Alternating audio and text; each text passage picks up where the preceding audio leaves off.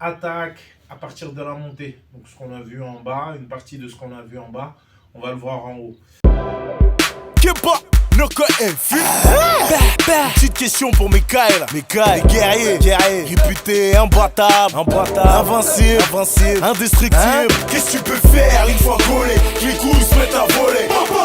Les mecs d'en face sont pas là pour rigoler. Reprise de voler, pas le temps de s'affoler. Ça se passe à 20 milieux sous la mer. De prime abord, quand j'arrive en montée, je privilégie l'étranglement.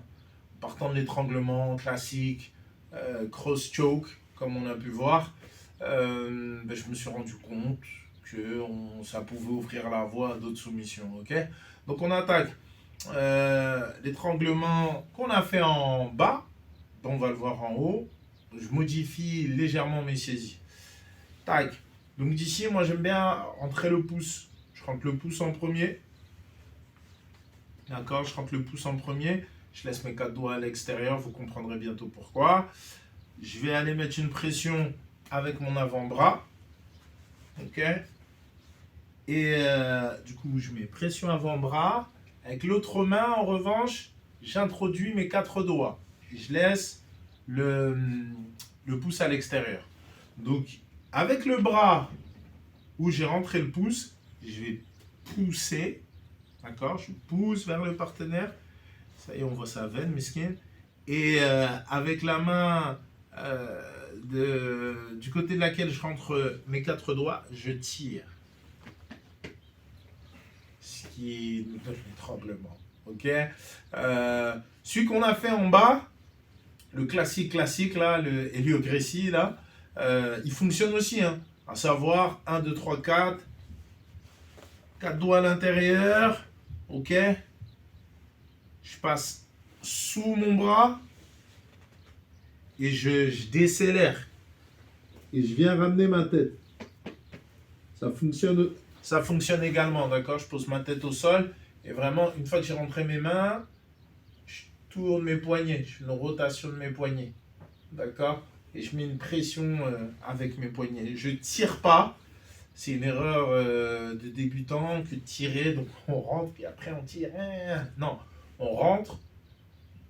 On fait une rotation et après on peut ramener à la rigueur, ramener avec les jambes, mais pas avec les bras. Je trouve moi que ça retire de la pression dans l'étranglement. Ok. Donc on va continuer là-dessus. Ensuite, on a en partant d'en haut, donc dans la suite logique en fait de l'étranglement, il y a la clé de bras. Parce que du coup, tourne-toi un peu. Et c'est la raison pour laquelle je rentre le pouce, moi. Je rentre le pouce, d'accord? Il y a une main. J'envoie comme message à mon partenaire que je vais travailler un étranglement.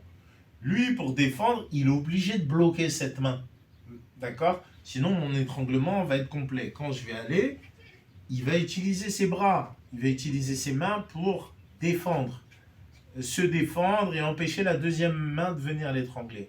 À ce moment-là, moi, je switch. J'ai plus qu'à sortir mon pouce, c'est pour ça que je rentre juste le pouce, j'ai plus qu'à sortir mon pouce pour récupérer son coude. Et à ce moment-là, je fais la clé de bras. La clé de bras en partant d'en haut, c'est le même principe, sauf que j'ai pas à pousser sur les hanches et tout ça. Je viens quand même ramener ma main libre du côté de l'épaule, comme précédemment quand on tirait l'épaule. J'avance et du côté où j'ai sa main, je vais lever le genou. Ok, je lève le genou du côté où il y a la main pour faciliter après mon transfert de poids. Ok, là je serre les cuisses, je tire le poignet vers moi. Là pour le moment il n'y a rien, mais une fois que je lève le bassin, boum, la clé de bras est effective. Ok. Donc là on rentre un petit peu dans des attaques complexes. Je feinte l'étranglement pour obtenir la clé de bras. Je rentre mon pouce, chercher. S'il me laisse rentrer, je l'étrangle. S'il défend, je change, j'avance, d'accord?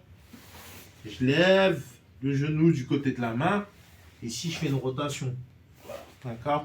Je peux même m'asseoir en fait. Là, je m'assois en S. Je n'ai plus qu'à passer la jambe très facilement. Serre les cuisses.